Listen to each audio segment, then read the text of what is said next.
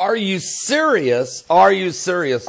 Well, President Donald Trump is, and the situation now with North Korea really is going to get intense. We have reports a few minutes ago that North Korea issued a direct challenge to President Donald Trump with the launch of this intercontinental ballistic missile that Defense Secretary James Mad Dog Mattis said demonstrates it has the ability to hit everywhere in the world. Now, North Korea blasted this missile that flew higher and farther than any of its past tests, despite repeated warnings by President Trump, who has said he would counter the isolated North Asian country with fire and fury if it threatened the United States. Hours after the launch, President Trump sounded more restrained, telling reporters at the White House that the United States will handle the situation. Quote, "We will take care of it," said the president, adding later that North Korea is a situation that we will handle. Now, James Mad Dog Mattis, the Secretary of Defense, who was with President Trump in the Roosevelt room of the White House, outlined much more tougher situation that this has become. He says the test missile went higher, frankly, than any previous shot they've ever taken, and demonstrates that North Korea, their leader, Kim Jong-un, now has the ability to hit everywhere in the world, basically. This bottom line is, it's a continued effort to build a threat, a ballistic missile threat that endangers the world peace, a regional peace, and certainly the United States of America, according to Mattis. Secretary of State Rex Tillerson strongly condemned the launch and called for a redoubled international pressure on North Korea, saying that the United States remains committed to finding a peaceful path to the denuclearization of North Korea. But he added a lightly veiled warning about limited U.S. patience. Quote, "Diplomatic options remain viable and open for now," says Tillerson. And Senator Lindsey Graham of South Carolina, who sits on the Armed Services Committee, told CNN's Wolf Blitzer, quote, "If we have to go to war to stop this, we will. If there's a war with North Korea, it will be because North Korea brought it on itself. And we're headed to a war if things don't change." Prior to today's launch, lawmakers on both sides of the aisle had warned of devastating consequences if the United States takes military action against North Korea. Matter of fact, North Korea can batter Seoul, South Korea with a barrage of conventional weapons, putting millions of South Korean citizens and more than 28,000 U.S. troops stationed there within easy target range. Japanese Prime Minister Shinzo Abe, speaking from Tokyo, issued a warning of his own. The latest missile launch, he said, significantly undermines the strong determination of the international community's peaceful resolution of the issue. And international diplomacy swiftly kicked into high gear with U.S. Ambassador to the United Nations Nikki Haley requesting an emergency meeting of the UN Security Council with her counterparts from South Korea and Japan.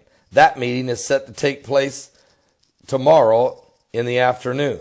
Also, meanwhile, Rex Tillerson announced that the United States and Canada will convene a meeting of nations that contribute militarily forces to the UN command that supports South Korea to discuss how the global community can counter North Korea's threat to international peace. And for decades now, multiple U.S. administrations and international coalitions have tried and have failed to curb the North Korean nuclear program. Whether they use carrots or sticks, Sometimes North Korea has taken the carrots, aid, and greater access to international systems, and still they've continued to defy the world by building this program. Folks, seriously, sanctions, the latest round of which the United States announced on November 22nd, seem to have made little difference in curbing North Korea's resolve to obtain nuclear weapons, and it means to deliver them. Pentagon spokesman Colonel Rob Manning told reporters today that the missile was launched from Saenai, North Korea. It traveled about 1,000 kilometers before splashing down into the Sea of Japan, but it went over 2,800 kilometers into the air. With Japan's economic inclusion zone that splashed right down in front of the Japanese ports where all the boats go in, and they're in their economic inclusion zone. Dropped it in the front door of Japan. The North American Aerospace Defense Command, called NORAD, determined that the missile launch from North Korea did not pose a threat to North America, our territories, or our allies. But they added, even so, David Wright of the Union of Concerned Scientists said that if the missile hadn't been lofted so high into the sky and had flown on a standard trajectory, it would have been capable of traveling 13,000 kilometers or 8,100 miles. Such a missile would have had more than enough range to hit Washington, D.C., and in fact, any part of the continental United States would have been in its reach. According to Wright, he said in a statement, that he noted that the range probably wouldn't be possible if a missile were fitted with a heavy nuclear warhead. But certainly, Kim Jong-un could have hit Hawaii with a nuclear missile, or even the West Coast, San Francisco, Los Angeles, Sacramento, San Diego, Seattle, all of them, even further into the mainland. It would have had the power to drop a nuke.